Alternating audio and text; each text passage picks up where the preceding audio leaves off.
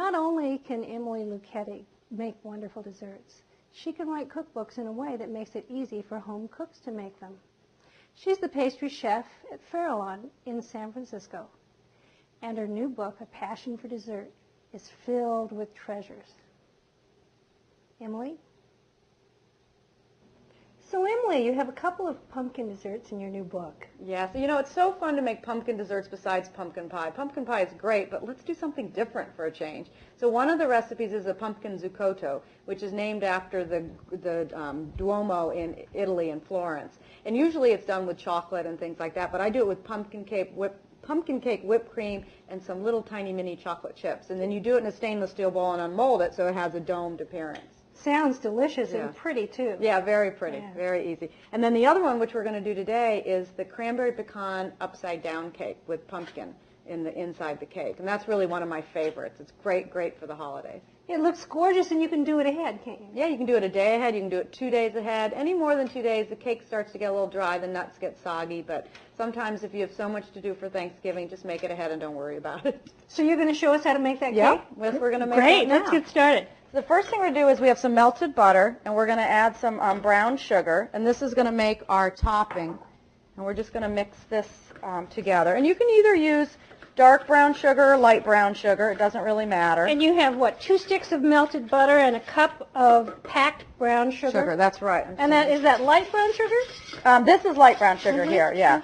And you can actually melt the butter in the microwave if you want, or you can do it on top of the stove. Either way, whichever you find more convenient. And you're just whisking that together basically to just incorporate the 2 ingredients.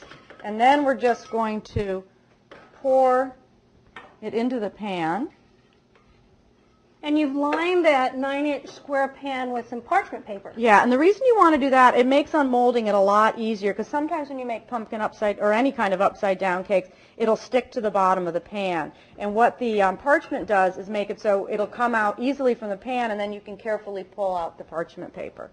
So actually, let's just put this up here. How did you get that parchment paper to stick to the pan? I put a little bit of oil down, the spray, cooking oil spray. Oh, great. And that's a really good trick to use, because then you don't necessarily need to do it, but when you put your butter and your brown sugar in, then it's going to kind of slide all over the place. Great. And this is a mixture of 2 cups of whole cranberries and 1 cup of coarsely chopped pecans that we've lightly toasted. Yeah, and you want to toast them because it helps keep them drier, especially if you're going to make it a day ahead. And it also helps bring out their flavor, which a lot of people don't realize.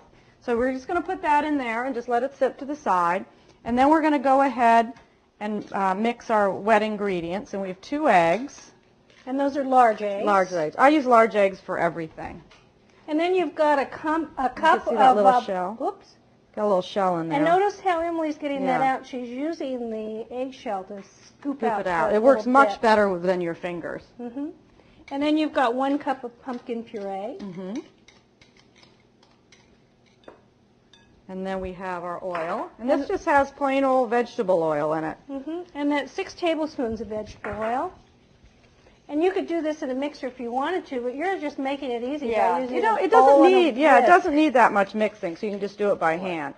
So then we have our sifted ingredients here. Okay, so off to the side, Emily's got her dry ingredients, and they're in a sieve, and she's just shaking them over a piece of parchment paper, which I think is a really dandy way to do it. This is a great trick, and you can use wax paper, you can use foil. But what's so great is you can pick it up and just pour it right in, and especially if you're using a mixer. It's easier to pour your dry ingredients in with something like this than to have to dump them in with a bowl. Plus you don't have anything to wash. I know, that's what I love.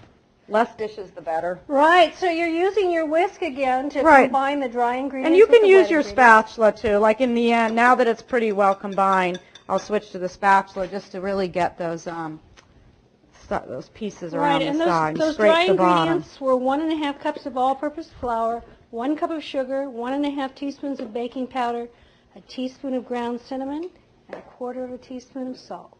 And if you like ginger and you don't like cinnamon as much, you can vary your spices. Just think about the same proportion of spices that you would use for your pumpkin pie. And you're just going to gently spread that out. And we've preheated the oven to 350 degrees, and The preheating is important, isn't it, Emily? Yeah, and usually, so when they always put it in the beginning of the recipe, because that way when you get done with your recipe, the oven will be ready. And it is important because you want a nice even temperature for your pies or your desserts or anything that you put in your oven.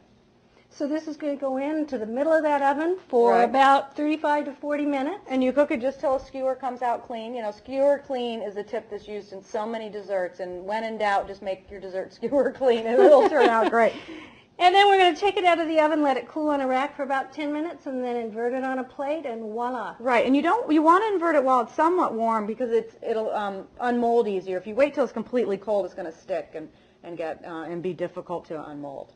Thank you so much, Emily. Well, That thank looks you. absolutely delicious. It is great.